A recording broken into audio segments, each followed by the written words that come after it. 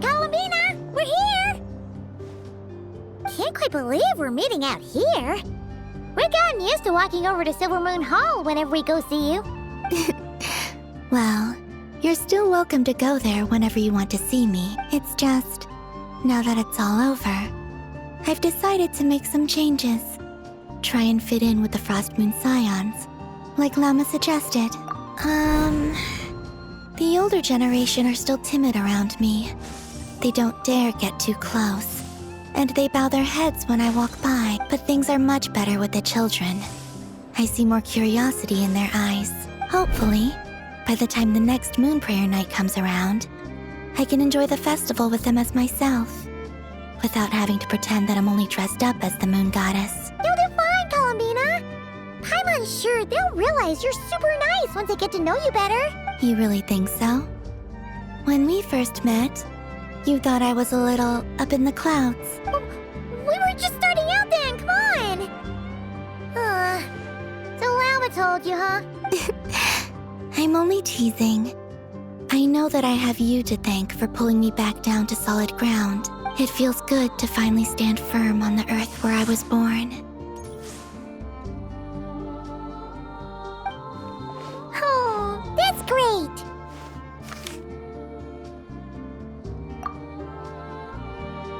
Thank you. I'll make sure not to lose it this time. Well then, are you ready? Ether, what happened to our spaceship back then? Why did you leave? It's time to learn the truth at last. I'm ready as I'll ever be. Good. Then let me open the way for you.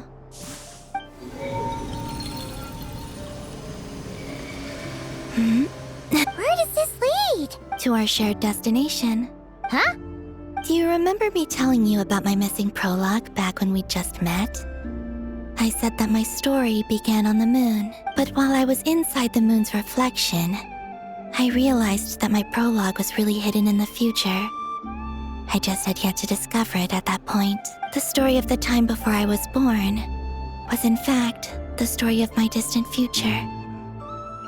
It's truly fascinating, but when I obtained the Trilunar Authority and returned to our present reality, I sensed something I hadn't expected. Your prologue. So you mean... Yes, your spaceship. All this time, it has been hidden on the Frost Moon, which lay beyond the sky. The great ruler of the firmament. The heavenly principles. Wait, them? Why would they do that? I don't know.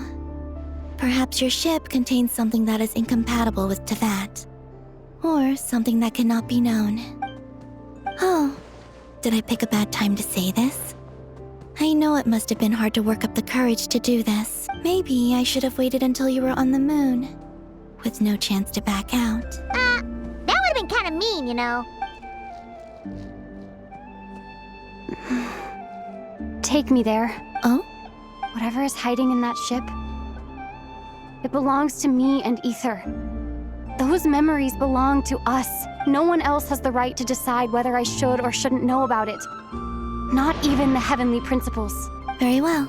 Then let's go. Yeah, you two take care, all right? And don't forget to come back soon. Rest assured, Paimon. We will. Traveler, after you. Thinking about the story that we'll find hidden on the moon? Yes. And hoping that it has a happy ending. Stories like that don't exist, you know? You don't believe in happy endings? I don't believe in endings.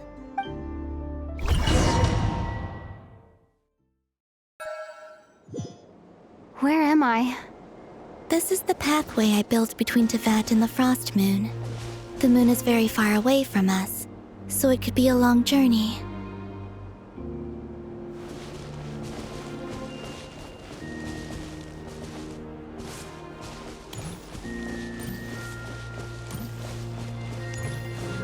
After I obtained the Trilunar Authority, I unwittingly saw past events from many of my friends' lives. One was Lauma. She was so young when they chose her to be the Moon Chanter. From then on, the Frost Moon Scions looked to her to bring messages from their goddess.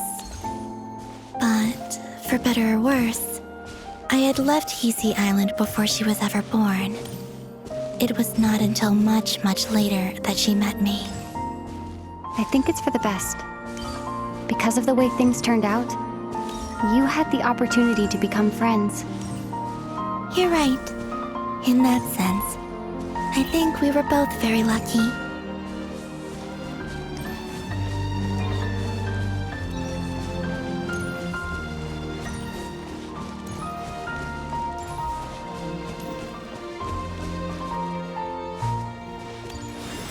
Oh, and about that mage, Nicole.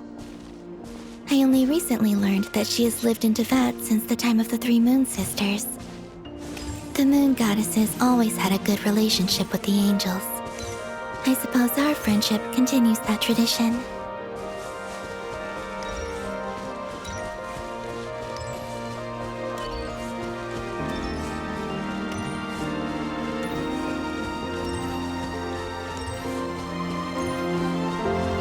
And then there's Zandrone. I never knew that much about her, beyond the fact that she was created by someone called the Lord Artificer.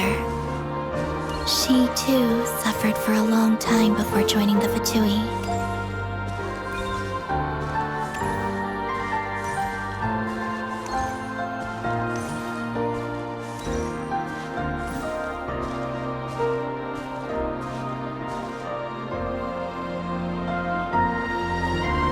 How I wish I could talk to her again, even if only to hear her say nasty things to me.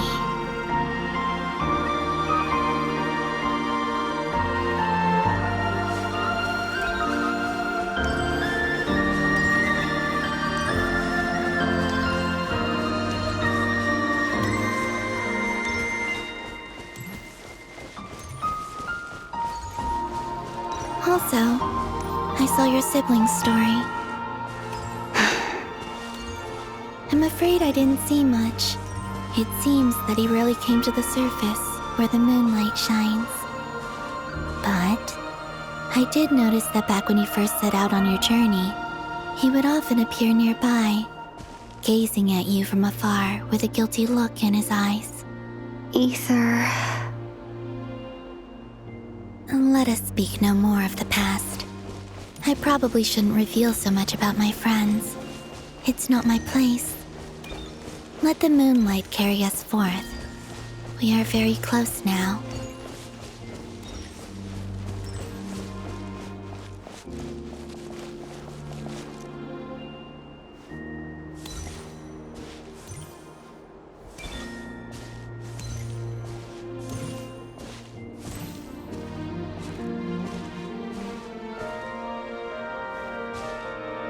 After this, I'd like to bring some kuhenki to the moon as well. If they're willing, of course. What about your other friends? Will you bring them to visit too?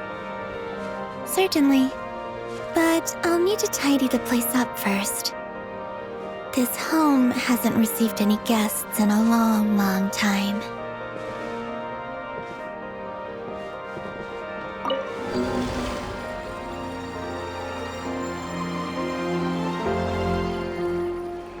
I remember writing something similar with you on Moon Prayer Night.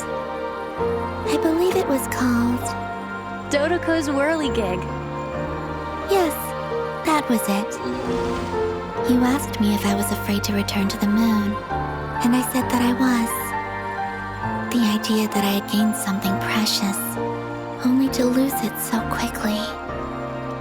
That frightened me. But I'm not afraid anymore. Besides, this time, we're traveling together.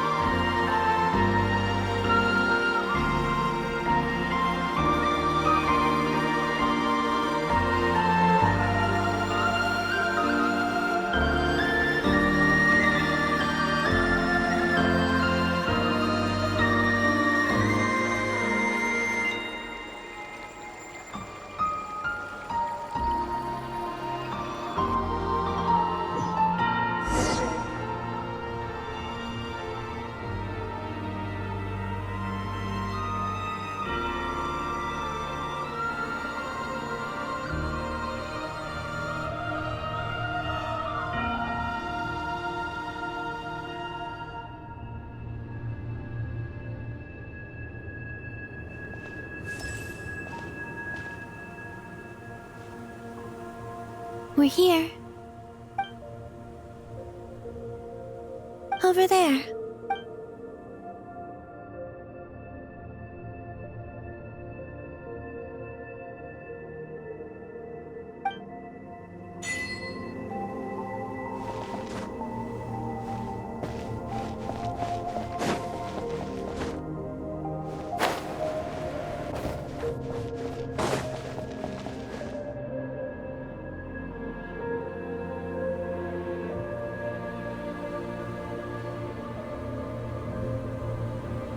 Our spaceship.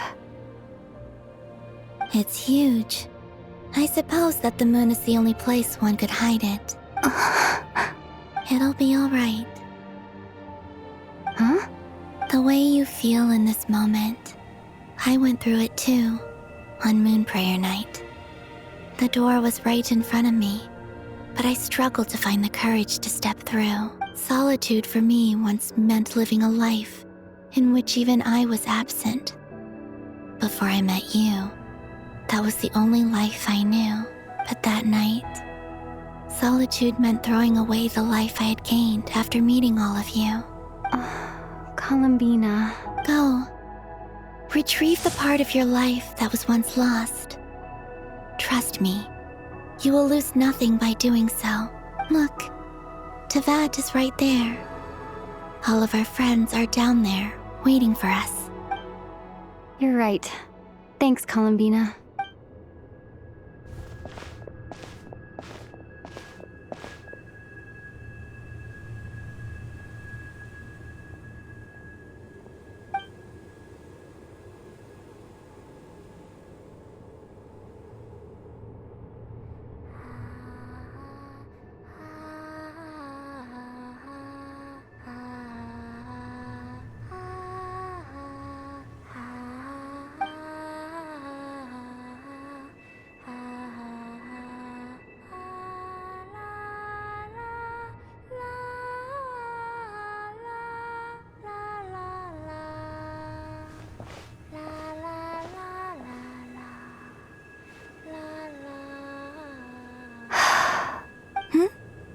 Finished? Yeah. Why did you take your eye mask off?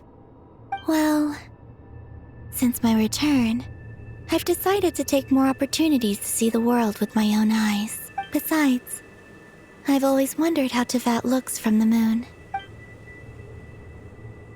And what do you think? It's beautiful. I could spend a whole day here just gazing at it. What about you? What do you think of the truth you found? I haven't looked at another person's expression in a long time, but I think yours is saying it was neither good nor bad. Keep this up, and it won't be long before you give Nefer a run for her money. Oh, I don't think that's going to happen.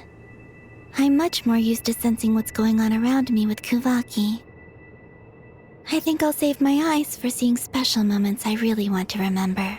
I read the spaceship's flight logs. I always assumed that this was my first time in Teyvat. I thought that Ether and I must have been hibernating in space for centuries on end, but the logs show that our spaceship flew over the skies of Teyvat once before. A long, long time ago. Flew over? So you didn't land? No. The ship barely came to a stop before flying on again. After that, it continued traveling through space for a long time. Some of the data is corrupted, but I suspect that it kept flying for thousands of years. It was only after that that the ship made a forced landing in Nod-Krai. When Ether found me, he came from outside the ship. Could this mean that he left the ship long before I did? Maybe even during our first pass over Teyvat? Are you all right? Yes. I can feel that the truth is coming together, one small piece at a time. I remember Ether telling me that when he first arrived in Conria, he could not recall the past, so this might be something that even he doesn't know.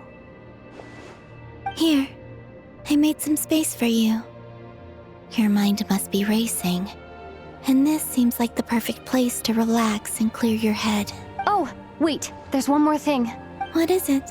Wait here a moment.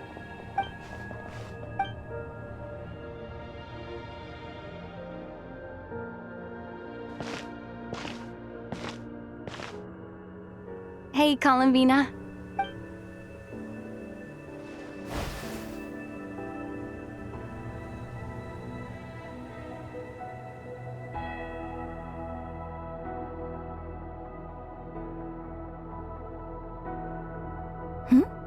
Is that a new outfit?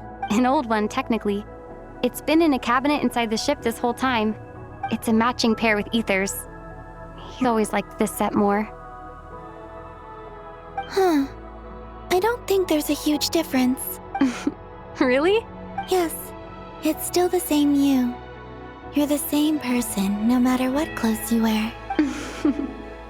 Only Columbina would make an observation like that. Traveler, do you consider Tevat your home?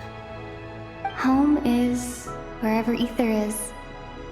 But then, after all the time I've spent here and everything I've been through, yes, I'd say it's my home. Would you change your answer if Tevat changed appearance? I mean, if the truth about Tevat turned out to be different than what you thought. I don't know. But I don't think so. The truth is not what matters most to me about Tevat. When I was first born, I longed for a home. And when you get something before you're mature enough to understand the world, you just take it at face value. I thought that a home was a transaction. You give me what I want, and I'll do the same for you. But you and your friends taught me what a true home should look like. You never asked for anything, yet you gave so generously to me. That's because your friendship matters to us. It was worth it. In the past, I thought that my birth in Nod-Krai must have been a mistake. But after journeying to the distant past where the story began, I realized that it was I who chose Nod-Krai to be my future home. Now, I am glad that I made that choice. I'm sure your friends are just as glad. In fact, I intend to make the same choice today as I did back then. What do you mean? Well, I've given the Eternal Moon's Marrow to Lauma, and the Iridescent Moon's Marrow to Arlecchino. And now, I shall return my Kuvagi to Nod-Krai again, that it may continue to protect my chosen home. Wait! But what about your body? Oh, are you worried that I'll disappear again? I won't. Not this time. The Frost Moon has now entered the false sky, and I am the Tri-Lune goddess. I am only returning to Nod-Krai the part of me that it needs. I am giving what I can, because my home is worth it. Oh, and I have something for you, too. For me? Yes. Come closer.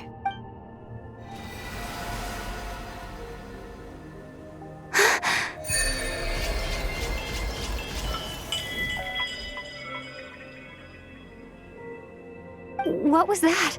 I lifted some of the restrictions this world placed on you. I trust this will help in your future adventures. My power. It feels like it's grown. I can use the elements more freely now. Thank you. This will be a great help. You're welcome.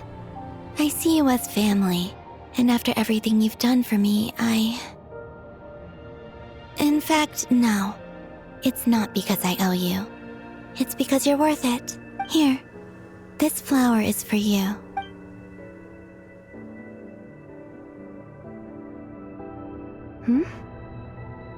Isn't this a moon prayer blossom? Yes. Don't worry. You will never see these flowers lose their color again. I'm finally discovering the joy of giving. How I wish I'd learned this sooner. Hey, better late than never. What are you thinking about now? Why don't you take a guess? You get one shot. I don't think I'll get it in one guess. But I'm sure it's a happy thought. That's kind of a sneaky answer. I can't say you got it wrong. Down into that. The moon seems so far away. I felt it might always lie beyond my reach. But on the moon, Everything feels so close by. The haze that once enshrouded the skies has finally been dispersed. I feel like a traveler on a winter's night, starting a new chapter in my tale by the warmth of a bonfire. I don't have a lot of luggage, but I do have a lot of hope for the future. Well, what's next? Next, to start with, I want to stay here just a little longer. After that, let's return home and continue our journey.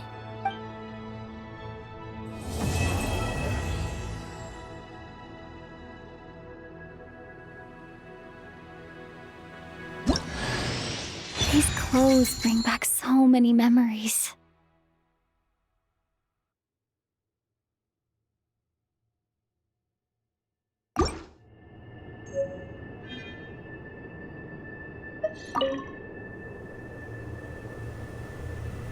The journey goes on, for you and for me. Like I said, this is not the end. I don't believe there has to be an ending. Oh, is that your next destination?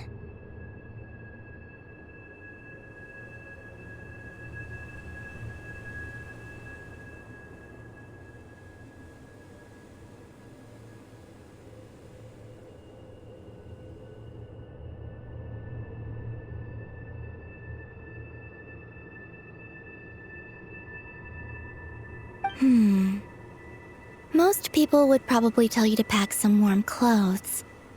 But I experience things differently than most people, so I can't know how cold it is.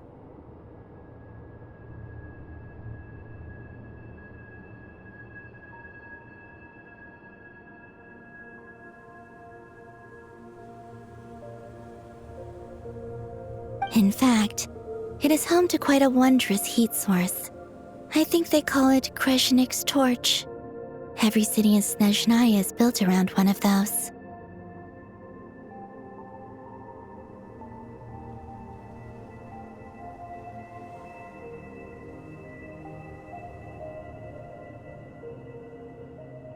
I sensed the energy it gave off as I was passing by on a railway train. It felt grand and distant. I also recommend the Korolievsky troupe in Snezhnograd. They give performances quite regularly, and entry was free for harbingers. I liked them a lot. Oh, is that your next destination?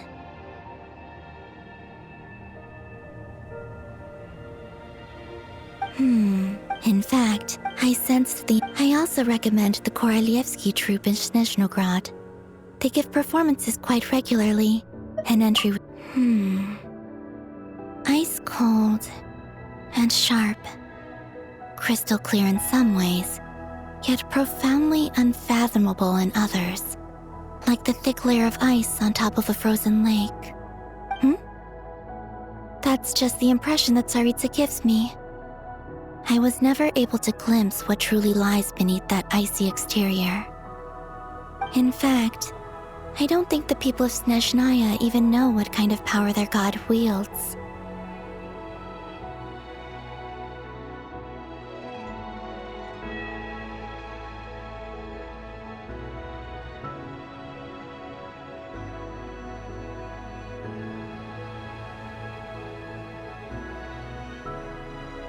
Maybe that's because the Tsaritsa herself has never acknowledged, nor accepted that power.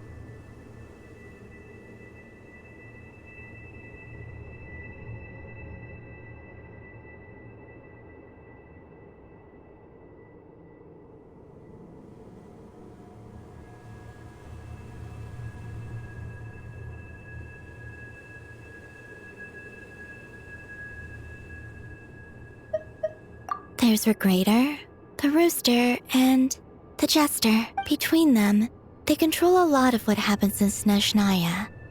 But I could never wrap my head around. I noticed that the Rooster and Regrator often appear to get along on the surface, while working against each other in secret. And theirs is not a friendly rivalry. But I wasn't particularly interested, so I tended to keep my distance. Now that I think about it, the term Mistelton often seemed to come up in connection with Project Stuja. Once things settle down in Nod-Krai, I'd like to explore the world beyond Snezhnaya. You've told me so many stories about the other places you've been to, and all the friends you've made there. I'm curious to visit those nations and see them for myself. It would also help me learn more about the journey that has made you into the person you are today. Okay. As you continue on your journey, don't forget to gaze up at the moon once in a while. It is, after all, no longer an illusion. It shall cast down its true moonlight, connecting us in truth.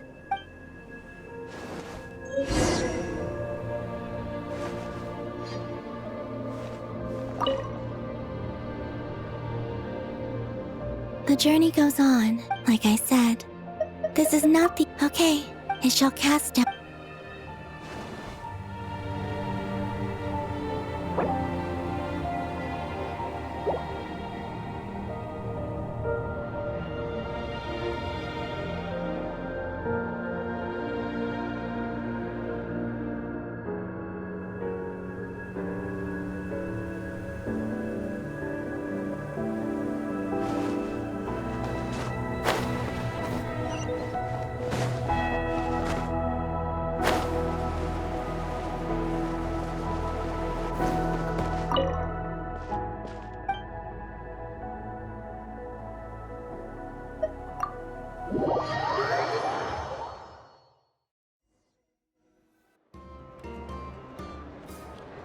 To Jean, acting Grand Master of the Knights of Favonius. Ugh, this preamble is such a pain to write. It's probably high time we got rid of this acting business. I trust that Dern has updated you all on recent events. Hope we didn't worry you too much. The good news is, we managed to come together and put a stop to the Doctor's evil schemes. With that, I think it's safe to say that Nod-Krai is finally out of the woods. As for the Fatui, not counting the Damselet, aka the Moon Goddess, who has left their organization, we found ourselves allied in this instance with both the Knave and Marionette. May she rest in peace. As ever, we find ourselves better off for making friends rather than enemies. But until we can ascertain the Tsaritsa's true intentions, the future remains uncertain. In a short while, wait, how am I meant to surprise everyone if I tell them in the letter that I'm heading home? Well, that would be a huge waste. Okay, got it. I will begin sending the expeditionary team back home in waves. I'm sure they'll be able to answer any questions you still have. I hope they won't gloss over the details of my many heroic deeds. But if they do, I'm sure it'll be because they're just too exhausted from the long journey. I think of Mondstadt daily. Please give everyone my best regards. P.S. The honorary knight went above and beyond this time. Are there any other honors we can give her? I'll leave it with you. P.P.S. Please be extra nice to Klee for the foreseeable future. I cashed in on the last favor that the Hexen Circle owed us, so we need to earn some more goodwill. If there's any serious problems, feel free to stick me in solitary confinement when I get back.